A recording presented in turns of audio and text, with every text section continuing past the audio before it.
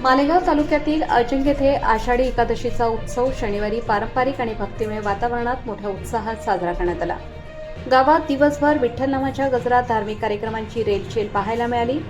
उत्सवानिमित्त सकाळी विठ्ठल मंदिरात विधीपूर्वक विठ्ठल रुक्माईचा दूध अभिषेक करण्यात आला। मंदिर समितीच्या वतीने यजमानांना आमंत्रित करण्यात आले होते। यावेळी यजमान देवीदास पवार व त्यांच्या धर्मपत्नी यांच्या शुभ हस्ते देवाला हार, फुले व नवीन वस्त्र अर्पण करण्यात आले।